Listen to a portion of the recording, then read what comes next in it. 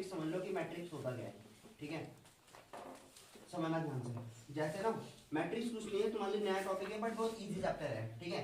जैसे class 11th में ना एक चैप्टर का नाम होता था सेट्स, ठीक है। सेट्स का मतलब होता था, सेट्स का मतलब ये होता था किसी भी डाटा का ना कोई भी कलेक्शन, किसी भी डाटा का कोई भी कलेक्शन। जैसे हम ऐसे लिखते थे कि a इक्वल टू 1 2 3, ठीक है, 4 9 10 11 12 कुछ भी नंबर आ सकते हैं, ठीक है। क्या होता है मतलब सेट ऑफ एनी डाटा, जिसके भी किसी एक का कलेक्शन, किसी एक डाटा का, उसको बोलते हैं हम सेट, ठीक है। मैट्रिक्स भी क्या होती है, एक सेट की तरह ही होती है, ठीक है। बस इसको ना किस फॉर्म में लिखा जाता है, इसको लिखा जाता है किसी रो और कॉलम के फॉर्म में, ठीक है। मतलब ऐसे करके जो लाइंस होंगी ना, जो ऐसे करके जो लाइंस आएंगी, इनको बोलते हैं हम क्या, रो। यानी कि जो रो होंगी ना, रो का ऐसे जो ऐसे लाइंस होंगी, ठीक है, जो ऐसे में नंबर लिखे होंगे, ठीक है, नीचे तरफ नंबर लिखे होंगे, इनको हम क्या बोलते हैं, कॉलम्स, ठीक है। जो ऐसे में नंबर लिखे होंगे डाउनवर्ड की तरफ, ठीक है। मतलब तुम पहले समझ लो बस मैट्रिक्स क्या है, कि मैट्रिक्स सेट की तरह ये collection of all data in a matrix, in a row और कॉलम, ठीक है।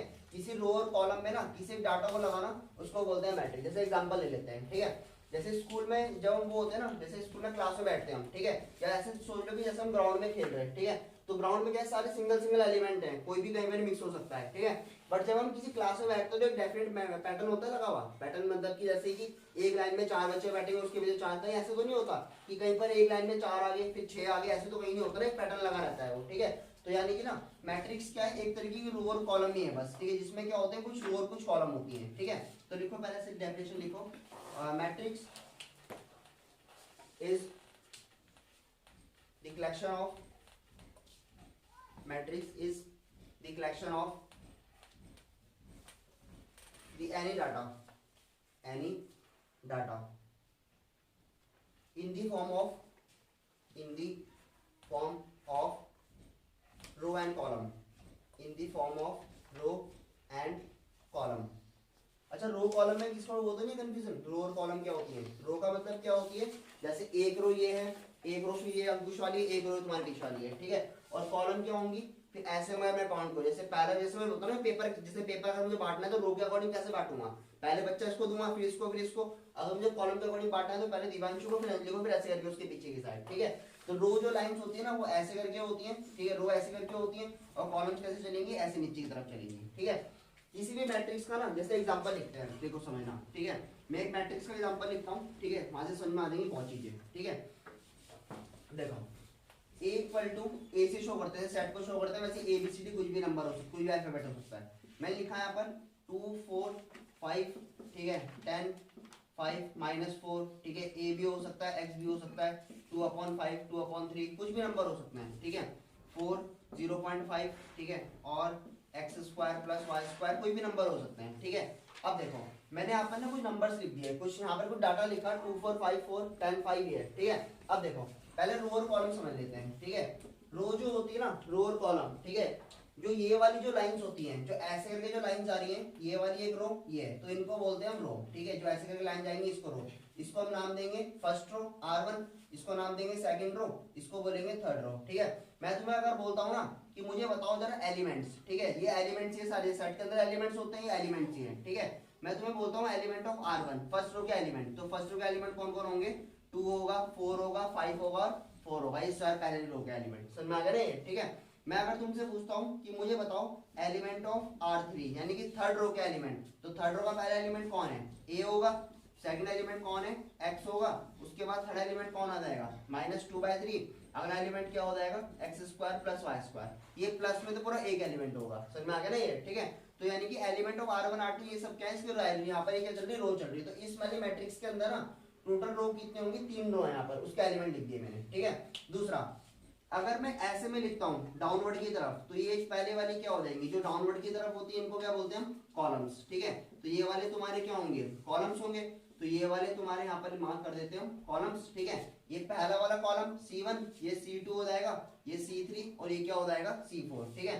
तो अगर मैं तुमसे पूछता हूँ ना कि मुझे बताओ जरा कि एलिमेंट ऑफ C3 यानी कि थर्ड रो के कॉलम, तो थर्ड कॉलम कौन सा है, थर्ड कॉलम ये, इसका एलिमेंट क्या हो जाएंगे, एक हो जाएगा +5, अगला वाला क्या हो जाएगा -4, अगला वाला क्या हो जाएगा -2/3, समझ में आ गया ना ये, ठीक है। तो सिंपल जो तुम्हारी मैट्रिक्स होती है ना, मैट्रिक्स कुछ नहीं है, मैट्रिक्स है combination of row and column, यानी कि उसमें कुछ रो होंगी और कुछ क्या होंगी इसके अंदर, कॉलम्स होंगी। समझ में आ गया ना ये, ठीक है। रो ऐसी लाइंस होती है, कॉलम ऐसी लाइंस होती है, ठीक है। इजी चैप्टर है बहुत ज्यादा, ठीक है। चैप्टर 3rd और 4th दोनों के दोनों ऐसे ही पढ़ेंगे हम रो मैट्रिक्स में, ठीक है। दोनों इजी हो, ठीक है। उतारो पहले इसको, उठा के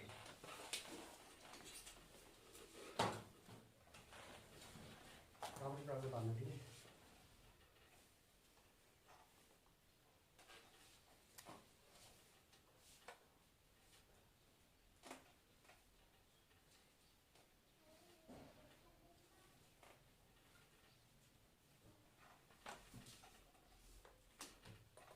ये सारा का बेसिक कॉन्सेप्ट है ये मैट्रिक्स का। क्वेश्चन इसके और भी आसान है।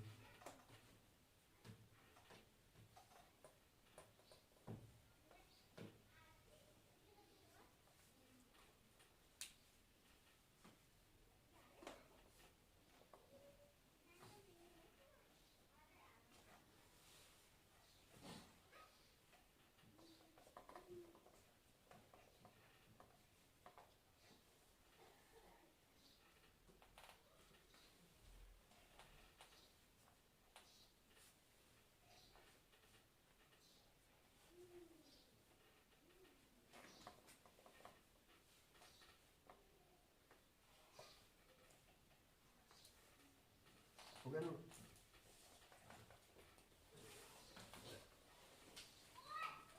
इसके बाद ठीक है, ये तुम्हारे रोज है और यहाँ पर क्या है, कुछ कॉलम, ठीक है। अगर मैं ना इस मैट्रिक्स में इधर देखना ध्यान से, ये तो एलिमेंट हो गए, ठीक है। एलिमेंट तो लिखना बहुत इजी है, ठीक है, इतना कोई टफ काम नहीं है, ठीक है। अगर मैं तुम्हें बोलता हूँ, ठीक है, ये मैट्रिक्स है, यहाँ पर ए मैट्रिक्स है, ठीक है। मुझे ये बताओ कि इस मैट्रिक्स के अंदर ना कितनी रो है, तो यहाँ पर कितनी रो दिख रही तुम्हें, 3 रो दिख रही। तो यानी कि अगर मैं पूछता हूँ कि नंबर ऑफ रो कितनी है, नंबर ऑफ रो कितनी है, 3, ठीक है। और कॉलम कितने दिख रहे तुम्हें इसमें, 4। तो अगर मैं तुमसे पूछता हूँ ना इसके अंदर कॉलम कितने हैं, 4, ठीक है। इधर देखना पहले, मैट्रिक्स में ना जो रो होती है उसको शो किया जाता है एम से, ठीक है। एम क्या होगा, जैसे सेट में तुम्हें याद है कैसे कोई ए सेट है, ठीक है। मुझे कोई एक जना बताएगा कि इसको क्या बोलते हैं, ठीक है। जैसे हम ये लिखते हैं ना एन ए, तो एन ए का मतलब क्या होता है कि कितने नंबर और कितना एलिमेंट है इसका, तो कितना एलिमेंट है, 6। क्या बोलते हैं 6 को, याद है किसी को, कार्डिनल नंबर, इसको बोलते हैं कार्डिनल नंबर, ठीक है। याद है ये, ठीक है। जब सेट में हम लिखते थे ना कि इसमें जैसे इसमें 6 एलिमेंट है, यहाँ पे 1 से लेकर 6 एलिमेंट, तो इसको लिखते हैं एन ए। एन ए का मतलब कि इस सेट के अंदर कितने एलिमेंट है, ठीक है। तो ये 6 जो होता था ना इसका कार्डिनल नंबर होता है, इसका कार्डिनल नंबर, ठीक है। तो वैसे जो नंबर ऑफ रो है ना मैट्रिक्स के अंदर, उसको हम किससे शो करते हैं, एम। एम का मतलब इसका कार्डिनल नंबर है, मतलब ये, ठीक है। जो तुम्हारा नंबर ऑफ कॉलम्स होते हैं, ठीक है, नंबर ऑफ कॉलम्स होते हैं, उसमें जो इसको शो करते हैं किससे शो करते हैं, एन से। तो मैं एम क्या होता है, एम का मतलब जैसे मैं तुम्हें बोलूंगा ना कोई एक मैट्रिक्स है उसमें एम की वैल्यू 5 है, तो समझ जाना एम का मतलब मैं क्या बोल रहा हूँ कि उसमें 5 रो हैं। समझ में आ गया ना ये, ठीक है। अगर मैं बोलता हूँ कोई मैट्रिक्स है उसमें अगर 10 कॉलम है तो उसकी एम की वैल्यू क्या हो जाएगी, 10 हो जाएगी। समझ में आ गया ना, सिंपल ये, ठीक है। तो एम की इससे शो करते हैं रो से, और एन का मतलब क्या होता है, कॉलम्स, ठीक है। किसी भी मैट्रिक्स में ना देखो, चलो पहले इसको लिख दो फटाफट से, रो और कॉलम। पहले रो को शो करता है एम से, कॉलम को एन से।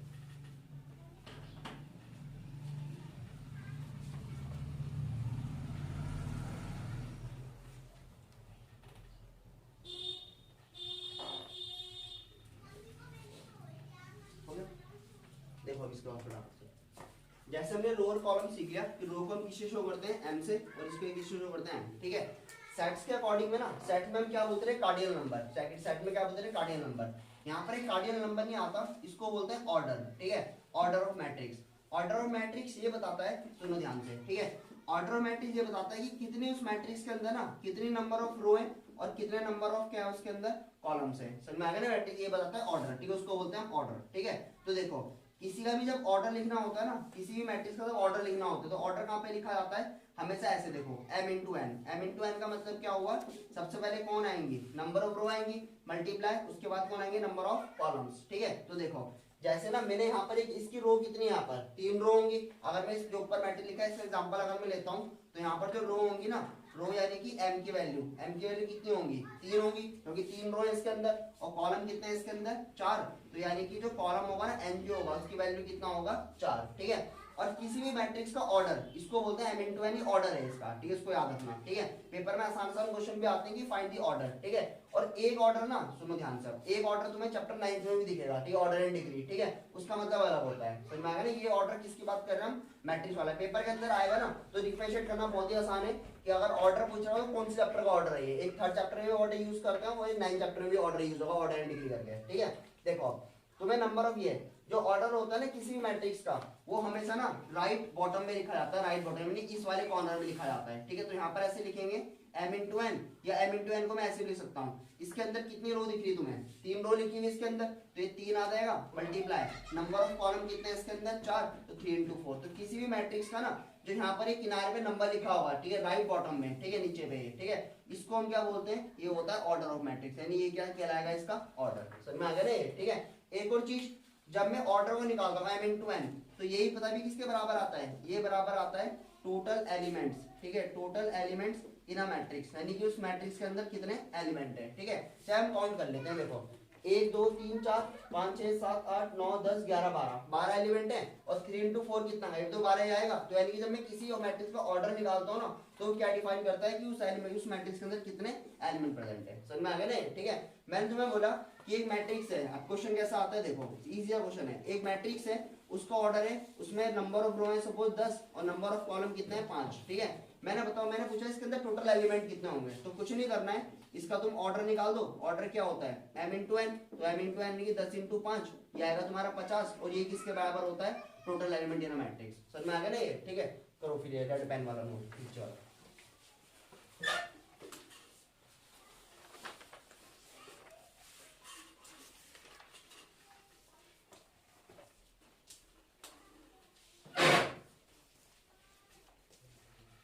करिश्मा के वाले चैप्टर पढ़ ली सारे, लिखो टाइप्स ऑफ मैट्रिक्स। देखो ध्यान से समझना, ठीक है। कुछ इजी मैट्रिक्स है, ज्यादा कुछ टफ नहीं है, ठीक है।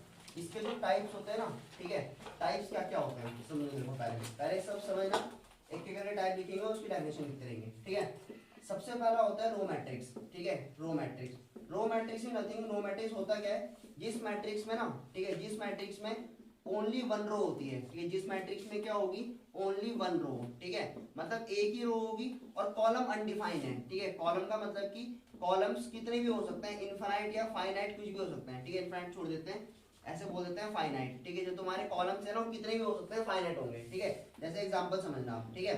एक ही रो लिखनी है मेरे को, तो एक ही रो कैसे लिखी जाएगी, 4 5 6। अगर मैं इसका ऑर्डर पूछूंगा तो ऑर्डर कितना होगा, एक ही रो होगी, यहाँ पर रो तो एक ही है, बट कॉलम कितने होंगे इसके अंदर, 3, तो ये कितना आ जाएगा 1 क्रॉस 3। समझ में आ गया ना, ठीक है। और कोई एग्जांपल, 4 5 -4 8 2, ये हो सकता है। भाई एक ही रो तो चल रही है, इतनी लंबी रो एक ही है, बट कॉलम कितना आ गया इसके अंदर 5 है। तो कॉलम कितने भी हो हमें फर्क नहीं पड़ता, कॉलम कितने भी हो हमें फर्क नहीं पड़ता, बट ये किस में आएगी, एक रो में आएगी। समझ में आ गया ना, एक रो है, ठीक है। लिखो फिर फटाफट से, इनकी पूरी पूरी डेफिनेशन निकालने की जरूरत है मुझे, ये ऐसे समझ में आ जाएगा, ना समझ में।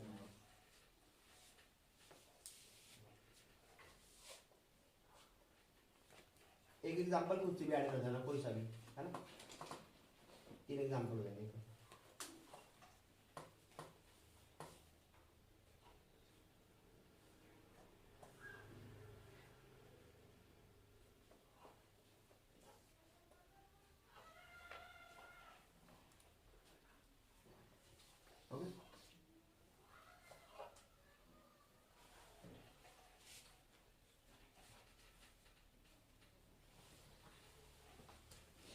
सेकंड नोट करो, कॉलम मैट्रिक्स, कॉलम मैट्रिक्स।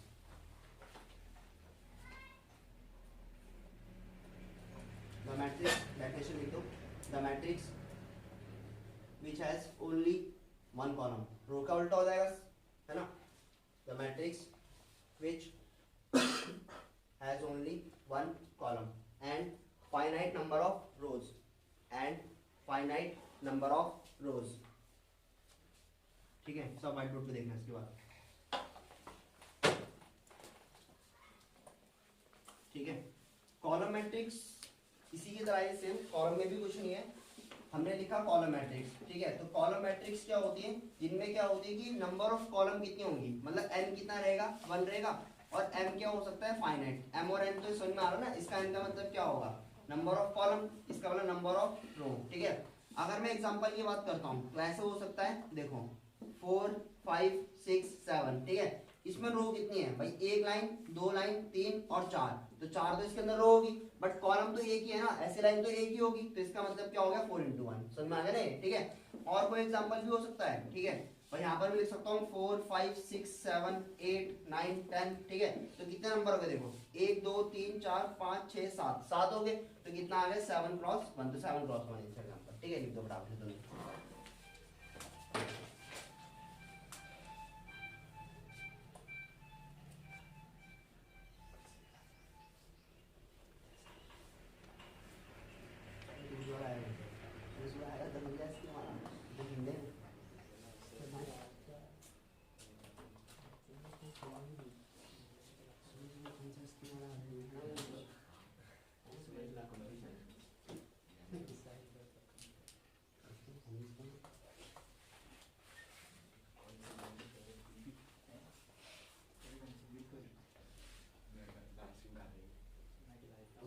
चलो आगे लिखो, फटाफट लिखो, थर्ड लिखो, जीरो मैट्रिक्स, फटाफट लिखो क्योंकि टाइप सारी खत्म कर देंगे अभी। अगला लिखो जीरो मैट्रिक्स, जीरो मैट्रिक्स, ठीक है। जीरो मैट्रिक्स बहुत ही इजी है, लिखो in any matrix where all the elements are zero, where all the elements are zero, ठीक है। एग्जांपल लिख दोगे, कुछ भी ऑर्डर लिखो, फर्क नहीं पड़ता कि ऑर्डर M O 1 हो N 1, कुछ भी हो सकता है, ठीक है। मतलब जीरो मैट्रिक्स में कुछ ऐसा रेस्ट्रिक्शन नहीं है कि ऑर्डर 1, जैसे मैंने यहाँ पर लिखा 0 0 0, ये सब जीरो, ठीक है। तो इसका ऑर्डर क्या होगा, 2 क्रॉस 3 होगा भाई, यहाँ पर 2 नंबर हो रहे हैं, कॉलम कितने हैं 3 है, ठीक है। तो ये कितना आ जाएगा जीरो मैट्रिक्स, समझ में आ गया ना ये, ठीक है। अगर एक जैसे लिखता हूँ मैं 0 0 0 0 और 0 0, तो इसका मतलब यहाँ पर नंबर ऑफ रो कितनी होंगी, 3 होंगी, और नंबर ऑफ कॉलम कितने होंगे, 2 होंगे, समझ में आ गया ना ये, ठीक है। तो zero matrix is nothing, zero matrix क्या है, बस कि जिसमें सारे एलिमेंट क्या होते हैं, जीरो, ठीक है, और कोई नहीं हो सकता, ठीक है। लिख दो एग्जांपल, दो फटाफट से।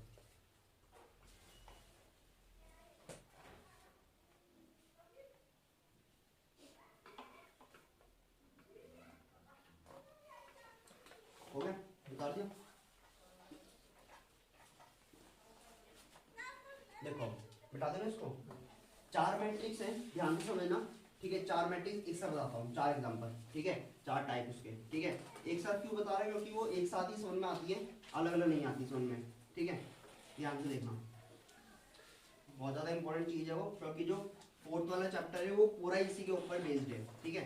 फोर्थ वाले में थोड़ा मैट्रिक्स हटके थोड़ा सा अलग हो जाता है, डिटरमिनेंट, वो सारा इसी के ऊपर है, ठीक है। फोर्थ वाला टाइप चल रहा है, फोर्थ वाली है हमारे पास, एक होती है स्क्वायर मैट्रिक्स, ठीक है, ध्यान से समझते रहना, ठीक है, स्क्वायर मैट्रिक्स, ठीक है। फिफ्थ हमारे पास होती है, चलो फिफ्थ वाली समझ लेते हैं, डायगोनल मैट्रिक्स, ठीक है। सिक्स्थ हमारे पास होती है स्केलर मैट्रिक्स, ठीक है। और सेवंथ हमारे पास होती है आइडेंटिटी मैट्रिक्स, ठीक है। ध्यान से देखना इनको, देखो इन चारों में समझना क्या डिफरेंस है, ठीक है। चार एक साथ पढ़ा रहे हैं क्योंकि चारों एक दूसरे से मिलती जुलती हैं, ठीक है। पहला पॉइंट जो इसमें कॉमन है ना इन चारों में, ठीक है, पहला पॉइंट ये कि जो स्क्वायर मैट्रिक्स होती है, चाहे डायगोनल मैट्रिक्स हो, चाहे स्केलर मैट्रिक्स हो, चाहे आइडेंटिकल मैट्रिक्स हो, ठीक है, इनमें एक चीज सेम होती है, क्या सेम होती है, इनमें सब में ना इनका जो ऑर्डर होता है, ठीक है, इनका ऑर्डर क्या होता है, सेम होता है, ठीक है। ऑर्डर सेम का मतलब ये होगा कि देखो, ठीक है, स्क्वायर मैट्रिक्स का स्क्वायर का मतलब क्या होता है, इसकी सारी साइड बराबर होती है, जैसे स्क्वायर हम पढ़ते हैं नॉर्मल, स्क्वायर का मतलब सारी साइड बराबर, ठीक है। तो इसका मतलब ये होगा जिसमें नंबर ऑफ रो और नंबर ऑफ कॉलम बराबर होते हैं ना, उसको बोलते हैं स्क्वायर मैट्रिक्स, समझ में आ गया ना, ठीक है। और जिसमें m और n की वैल्यू क्या होगी, एक बराबर होगा। जैसे एग्जांपल भी समझ लेते हैं हम, एग्जांपल ये हो सकता है 2 2 4 और 5, इसका नंबर ऑफ रो कॉलम कितने होगी, नंबर ऑफ रो कितनी है इसके अंदर, 2 है, और नंबर ऑफ कॉलम भी कितने हैं 2, तो 2 क्रॉस 2 क्या हो सकता है, पहला एग्जांपल, समझ में आ गया, ठीक है। और कोई एग्जांपल भी हो सकता है भाई, हो सकता है 2 4 5 6 7 8 9 10 और 11, इसके number of row number of column कितने हैं, 3 क्रॉस 3 है। तो कहने का मतलब क्या है, स्क्वायर मैट्रिक्स वो होती है, इनका ऑर्डर क्या होता है सेम, यानी कि इसमें रो और नंबर ऑफ कॉलम क्या होते हैं, दोनों बराबर होते हैं, ठीक है। 1 क्रॉस 1 भी हो सकती है भाई, अब ये तो लिख सकते हैं एग्जांपल में, ठीक है, कि यार मैंने सिर्फ 1 लिख दिया एलिमेंट, तो इसका नंबर ऑफ रो कॉलम कितनी होगी, 1 क्रॉस 1 ही होगा, क्योंकि एक ही रो है और एक ही कॉलम है, ठीक है। तो कहने का मतलब क्या है मेरा, 4 क्रॉस 4 भी हो सकता है, 5 क्रॉस 5, कुछ भी नंबर हो सकता है, ठीक है। तो स्क्वायर मैट्रिक्स वो होती है जिनमें number of row number of column क्या होते हैं, बराबर। समझ में आ गया ना, ठीक है। तुम ऐसे उतारो मत, तुम ऐसे उतारो, ठीक है। लिखो पहले स्क्वायर मैट्रिक्स लिखो, तुम ऐसे उतारना स्क्वायर मैट्रिक्स, फटाफट फटाफट लिखना, ठीक है। Square matrix is the matrix in which the number of rows and number of columns are equal, in which the number of rows and number of columns are equal, m equal to n, नीचे लिख देना m equal to n। Example उतार देना दो, 2/2 और 3/3 का, इनको 2/2 और 3/2 भी बोलते, 3/3 ऐसे बोलते हैं, ठीक है। स्क्वायर मैट्रिक्स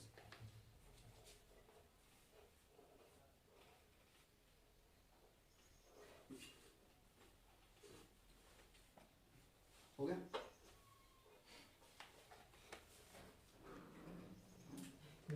उतार देना। अब इधर देखना हो, ठीक है, इसको मैं रफ कर रहा हूँ, ठीक है, बस इसको तुमने समझ लिया, इसको हटा देता हूँ मैं, ठीक है। इन तीनों को तुम एक साथ उतारोगे, ठीक है। कैसे उतारोगे देखो, पहले समझ लेते हैं, उतारने से पहले समझ लेते हैं, ठीक है। डायगोनल मैट्रिक्स जो होती है ना, ऑलवेज अ स्क्वायर मैट्रिक्स, ठीक है। Diagonal matrix is always a square matrix. इसका मतलब क्या होगा, यहाँ पर भी ऑर्डर क्या होंगे, एक बराबर होंगे, समझ में आ गया, ठीक है। Scalar matrix is also a square matrix. जो तुम्हारी स्केलर मैट्रिक्स होती है ना, ये भी कैसी होती है, एक स्क्वायर मैट्रिक्स होती है, मतलब m और n दोनों के दोनों क्या होंगे, बराबर होंगे, ठीक है।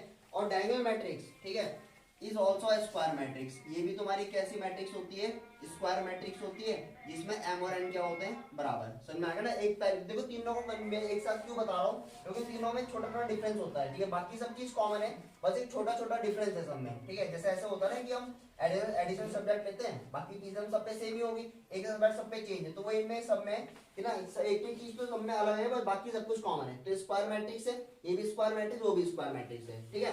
जैसे मैं एग्जांपल लिखता हूँ, देखो a इक्वल टू, ठीक है, मैं 3/3 का एग्जांपल लिख रहा हूँ दोनों में, ठीक है, क्योंकि 3 क्रॉस 3 क्या होगा भाई, स्क्वायर मैट्रिक्स होगा, क्योंकि ऑर्डर दोनों का एक बराबर है m और n, ठीक है। इसका मतलब दिमाग में आने का मैंने एग्जांपल लिखा, ठीक है, 2 4 5, ठीक है, 6 7 और 8 9 10 और लेते हैं -2, ठीक है। ध्यान से देखना, ठीक है। एग्जांपल में कुछ भी बनाना अपनी मर्जी से, ऐसा कुछ मत सोचना कि कोई पैटर्न चल रहा है, ऐसा कोई पैटर्न नहीं होगा इसके अंदर, ठीक है। ध्यान से देखना, डायगोनल मैट्रिक्स में कुछ नहीं है। डायगोनल मैट्रिक्स जो तुम्हारे डायगोनल के एलिमेंट होते हैं, फर्स्ट डायगोनल, जैसे ये यहाँ पर जो तुम एंटर करोगे, जैसे इस पहले रूम में एंटर करें तो पहला डायगोनल कौन सा आएगा, ये वाला आएगा पहला डायगोनल, ये आएगा। इस वाले एलिमेंट को छोड़ के, इन वाले एलिमेंट को छोड़ के ना, बाकी सारे जो एलिमेंट होंगे, बाकी सारे एलिमेंट क्या होंगे, जीरो, ठीक है। जीरो के अलावा कुछ नहीं हो सकता, तो वो तुम्हारी क्या होती है, डायगोनल मैट्रिक्स, ठीक है। एक बार दोबारा समझ लेते हैं, देखो, ठीक है। डायगोनल मैट्रिक्स कुछ नहीं है कि पहले वाले डायगोनल को छोड़ के, पहले वाले डायगोनल को छोड़ के ना, बाकी सारे जो एलिमेंट होंगे, बाकी सारे एलिमेंट क्या होने चाहिए, जीरो होने चाहिए, वो तुम्हारी क्या कहलाती है, डायगोनल मैट्रिक्स। समझ में आ गया ना, ठीक है।